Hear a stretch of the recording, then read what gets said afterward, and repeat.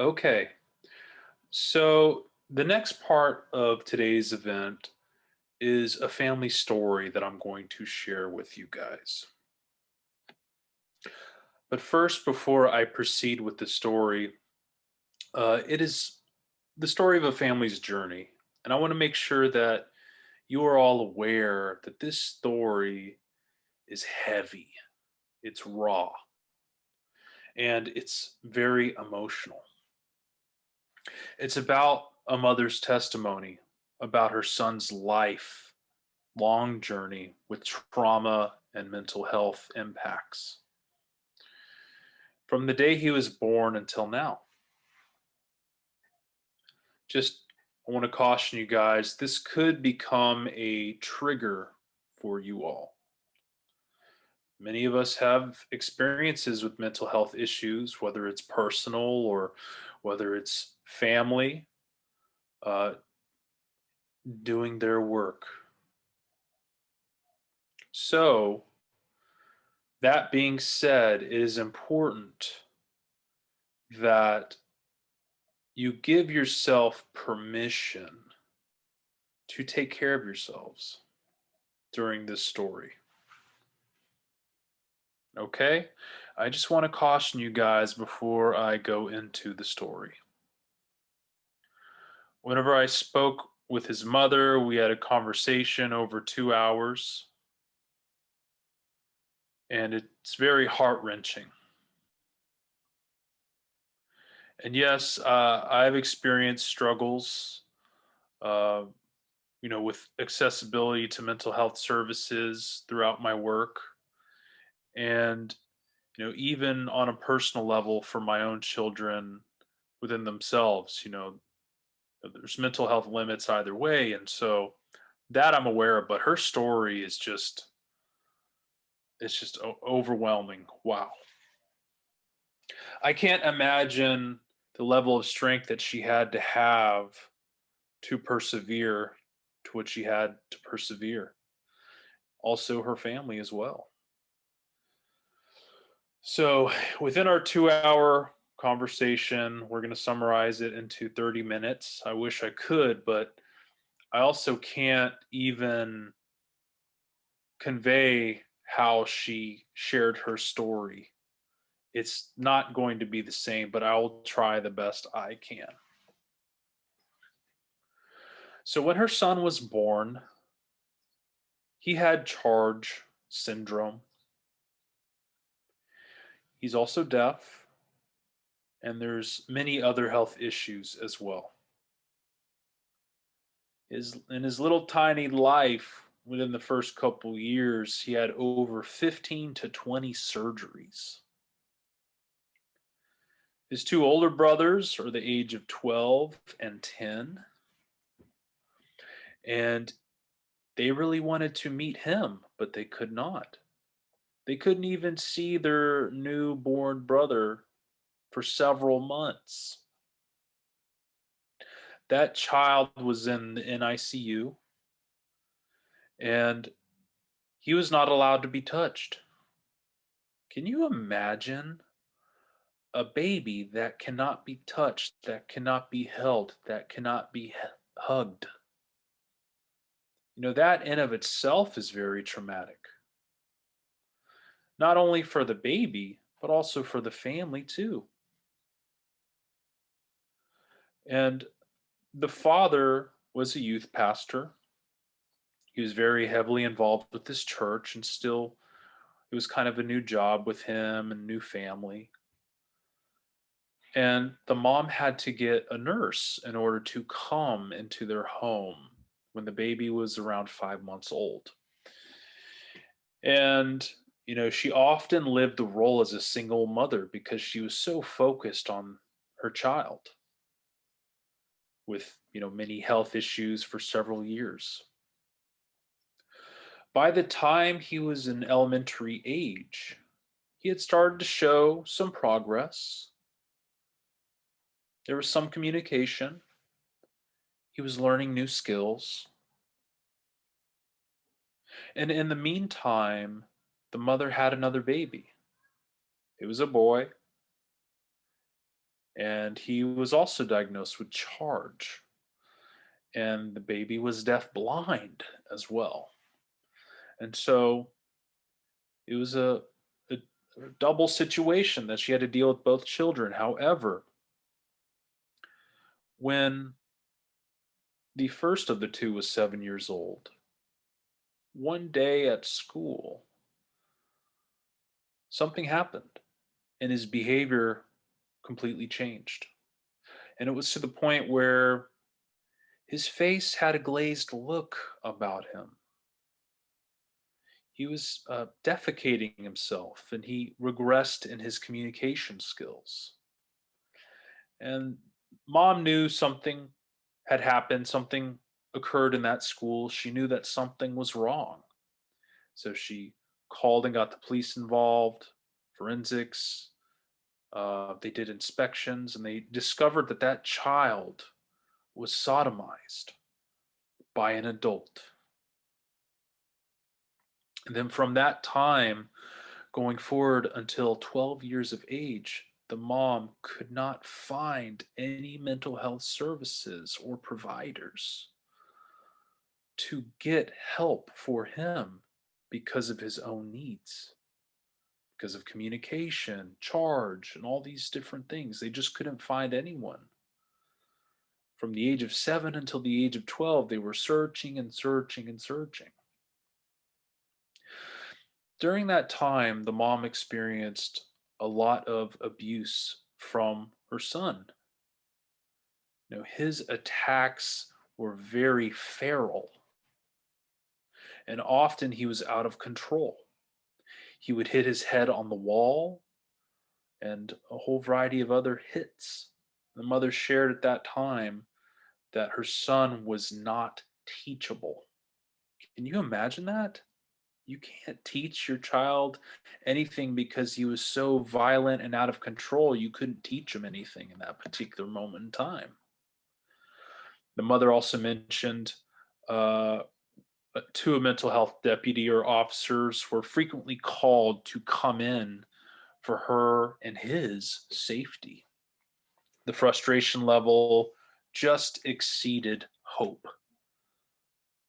And the officers were not sensitive to the mother or the son's needs, and they couldn't really understand. Also, they didn't have the training or the ability to um, to help with people who have special needs. The mother herself often had to be educated first, and she would have to come, a different person would come in and she'd have to educate them over and over again about her son and how to deal with him. And I'm sure many of us have those same problems. The mother was so frustrated with Texas resources. Where were they? So she started to search outside of the state of Texas and found a place called, let me get this right, the Cathedral of Hope. And that was a residential treatment center that could teach life skills and give their patients purpose. And also work in the community, such as at a farm, planting, working out in nature. They would actually work at the Cathedral of Hope. And also, they had accessibility to the deaf. And the mother was thrilled. The son was 16 at that point in time. And then they went. The mother said, at that particular time, he was finally able to express about his abuse from when he was 7 years old. He finally talked about it. It was there at that residential treatment program. He was there for about 5 months, and the mother had to get an advocate in order to receive some more help with the payments of services and also to justify the need for his services to get those services. The school refused to pay for it. Texas, of course, didn't have the funds to assist with paying for lifetime of services. And when that had happened, the mother had to go pick him up within 24 hours from the residential treatment program, and they said, "I'm so sorry." So she went and picked him up, and then two things happened. Um, she ended up with a bill of $70,000. $70,000 for those 5 months of treatment services. And then when he arrived at home, he became very upset. I mean, I could see why. And at that time, he was older, but he was very brutal to his father. It was a very dark time for the family. The mother had grieved because, with the deaf accessibility that was available at the Cathedral of Hope, and that was not going to be in place anymore. The mother at that time became suicidal and had suicidal thoughts, but she still had another son to take care of, and she also had a new baby. And so during that time, her son was placed into a psychiatric hospital 10 times in 1 year. So again, 10 times in 1 year. There's a lack of services. He was sent, then he would be sent back home, and he would go back and forth and back and forth. And then due to the level of abuse that he showed to his father, the father lost his job. He was released from his occupation. And that was about in 2018. And the time I spoke with the mom, it was early last year, 2020, right before the pandemic. And at that point in time, he still had no work. And so the mother was receiving therapy for herself. However, she did not have a good experience with the therapist, with the counselor. In the beginning, she felt that she was being held hostage. That therapist basically made the mother responsible for all the things that had happened in her life. It was her responsibility that had happened, according to the therapist. And then during that time, the mom also found that she had lupus. It was a big impact on the family. It hit them really hard. Her two oldest sons often worried about their mother and the family. While they were trying to live their own lives, they still felt the need to protect their mother.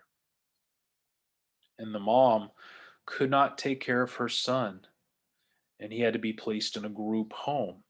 Unfortunately, that group home was not accessible to the deaf, but they had no choice. And then, within 2 or 3 months later, the mother took him out of the group home. Her son was exposed to porn by the staff and was starved. He lost so much weight he couldn't even sit down properly. And also, that group home did not follow up with his psychiatric needs. They made mistakes with his medication. The mother shared at that they shared that insanity was just happening over and over again, and when would it stop? And the mother also had mentioned that there was a point in time under HCS, waiver of services, that family had 6 different case managers in an 8-month time span. There's a high turnover rate in that particular department of services. So that's pretty much the story in summary of some of her experiences and her journey. At the end of the interview with the mom, it was she shared such a very powerful message that was heart touching, and she told herself often,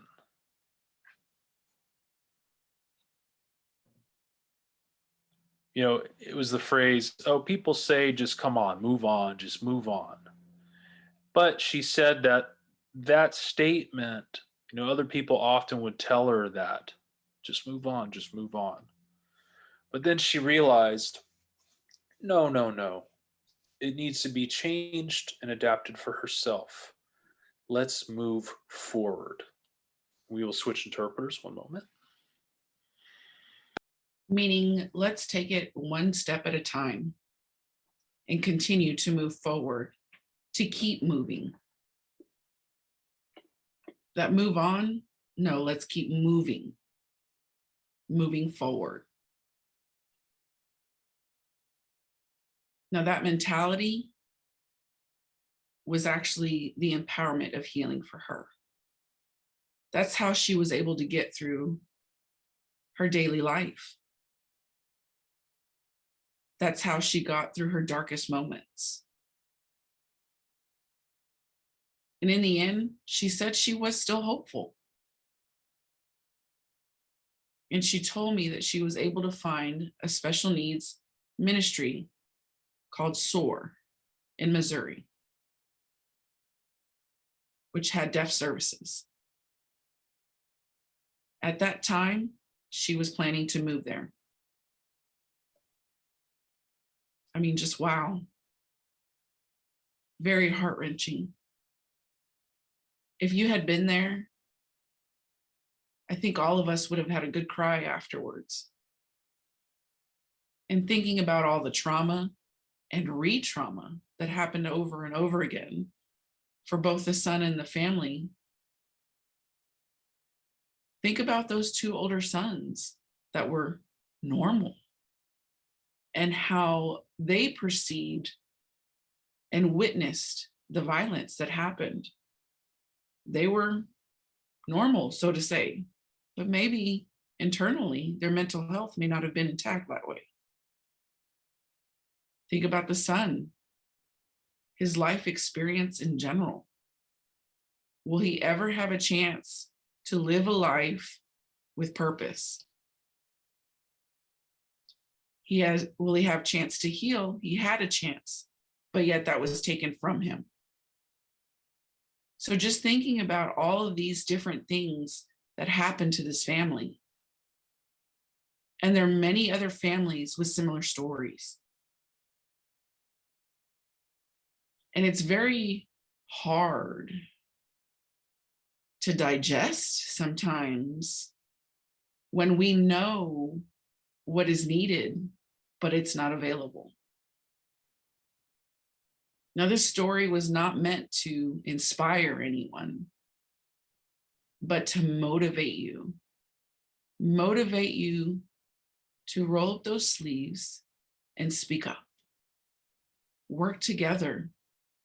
Do something about this. Like Melissa Anderson mentioned and shared, we may have to harass them for more research.